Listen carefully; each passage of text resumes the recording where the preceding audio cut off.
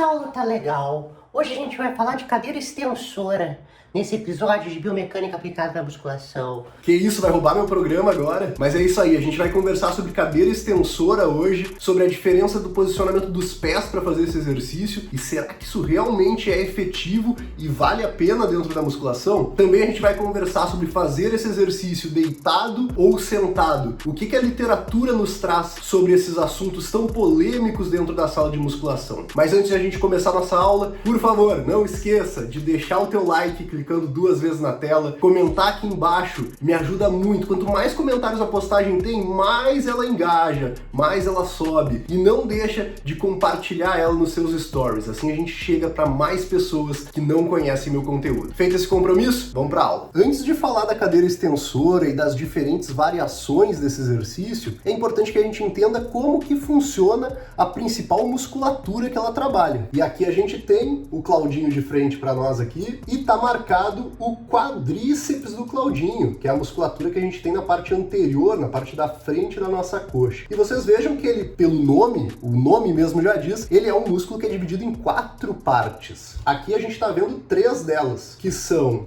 o vasto medial, o vasto lateral, que fica aqui na parte mais de fora da coxa, o medial fica na parte mais de dentro, e o reto femoral, que fica aqui no meio da nossa coxa. Mas onde é que está a quarta cabeça, o quarto músculo do nosso quadríceps? Ele vai estar embaixo dessas 3 cabeças e vai ser o vasto intermédio, que vai ficar logo abaixo do nosso reto femoral. Essas 4 cabeças do nosso quadríceps, elas vão estar todas inseridas aqui no nosso tendão patelar. Aqui a gente tem um tecido de tendão que vai passar por cima da nossa patela, que é o osso aqui que fica na frente do nosso joelho, e vai se inserir na nossa tíbia, que é o osso da nossa canela. A inserção deles é a mesma, porém a origem deles é diferente. Na realidade é diferente em um desses 4 músculos, que vai ser o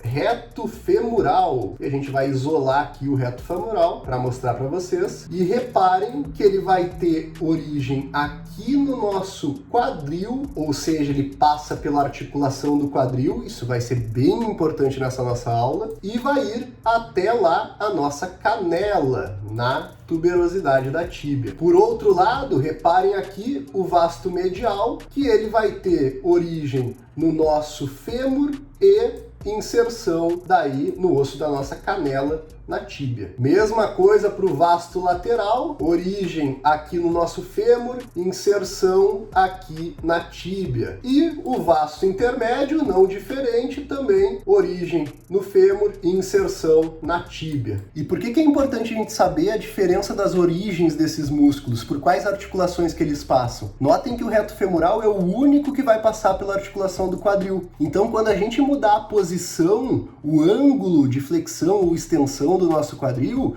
vai se alterar o encurtamento ou o estiramento desse músculo. E essa informação é muito importante para quando a gente for analisar a diferença entre fazer a cadeira extensora sentado ou deitado. Não vou dar spoilers aqui, mas é bom que a gente saiba disso. Mas antes da gente falar sobre essas diferenças de fazer sentado ou mais deitado a cadeira extensora, vamos conversar sobre uma grande polêmica que envolve esse exercício. Será que quando a gente muda a direção da ponta dos nossos pés fazendo a cadeira extensora, a gente consegue ativar mais a parte de dentro ou de fora da coxa? E para a gente conversar sobre isso, eu trouxe uma pesquisa publicada no Journal of Strength and Conditioning Research, que é a revista patrocinadora do nosso canal, né? É mentira, não me processem, tá? Foi só uma brincadeira.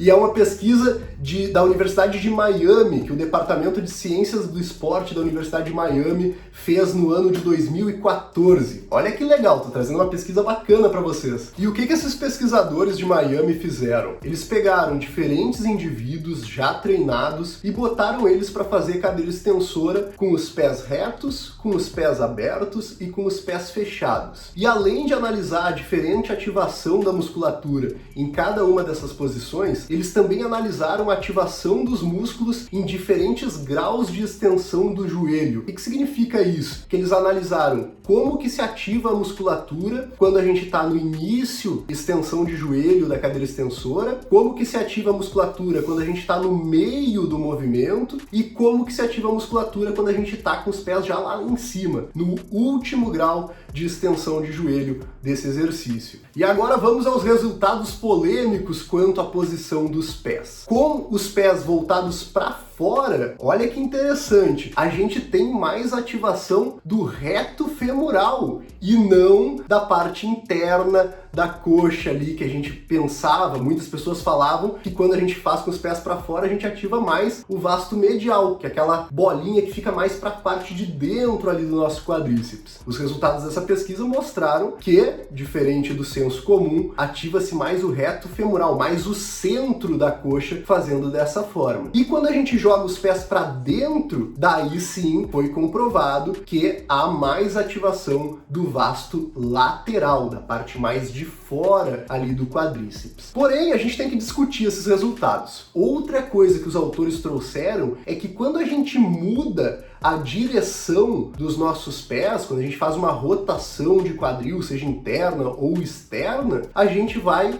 desalinhar o eixo do nosso joelho com o eixo do equipamento. E isso gera uma pressão bem grande entre os ossos do nosso fêmur e da nossa tíbia, osso da coxa, osso da canela. E isso pode prejudicar bastante, principalmente quem já tem condromalácia patelar ou quem já tem problemas no menisco. Então, se você tem problemas no joelho ou acha que tem, não faça nenhuma dessas variações, porque isso pode botar em risco a tua articulação, e isso não é bacana. Agora, se você é um atleta de fisiculturismo que está precisando daquele detalhe no teu vasto lateral, segundo o estudo, é interessante que tu vire mais para dentro os teus pés para jogar mais ativação para o vasto lateral. Porém, como eu falei anteriormente, é sua conta e risco de expor a sua articulação a uma pressão que não é natural. A gente não vai estar acompanhando o eixo do equipamento com o eixo do joelho e isso pode machucar sua articulação. Cabe a você e ao seu treinador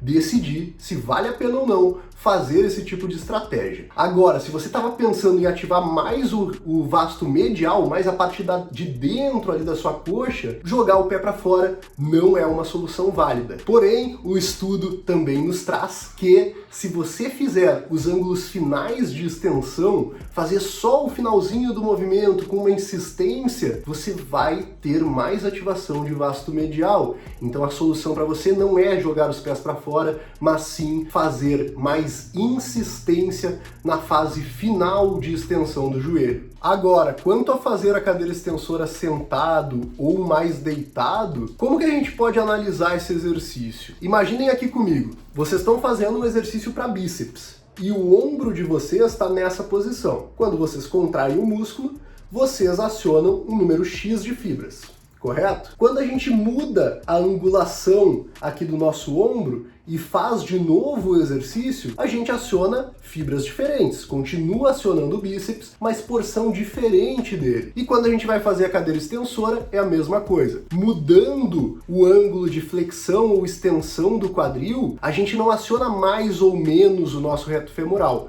A gente vai acionar diferentes porções desse músculo. Então, se você é um indivíduo treinado, experiente e quer mudar um detalhe no seu reto femoral, que é a musculatura do centro da nossa coxa, se torna viável fazer esse exercício. Porém, é muito importante que a gente preste atenção que o indivíduo que for fazer esse exercício mais deitado, ele precisa ter uma excelente estabilização de tronco para que ele não fique movimentando a coluna enquanto faz a extensão de joelho. Por isso, é um exercício bastante avançado e que tem que ser analisado pelo atleta e pelo treinador se é interessante ou não fazê-lo. E pensando no encurtamento ou no alongamento do músculo, o que faria sentido? Que quando a gente está mais deitado, ou seja, com o quadril mais em extensão, a gente vai ativar uma porção mais de cima, fibras mais de cima do nosso reto femoral. Ou seja, se você tem uma falha mais em cima ali da coxa, é interessante fazer esse exercício mais deitado para jogar a ativação mais para cima ali do reto femoral, para poder pegar fibras mais da parte superior do reto femoral. Pessoal, espero que através dessa aula vocês tenham compreendido um pouco melhor sobre como funciona o nosso quadríceps e como que é a ativação dele em diferentes posições na cadeira extensora. Espero que vocês tenham também entendido que essas variações são para indivíduos mais treinados, com mais experiência dentro do treinamento e com articulações saudáveis.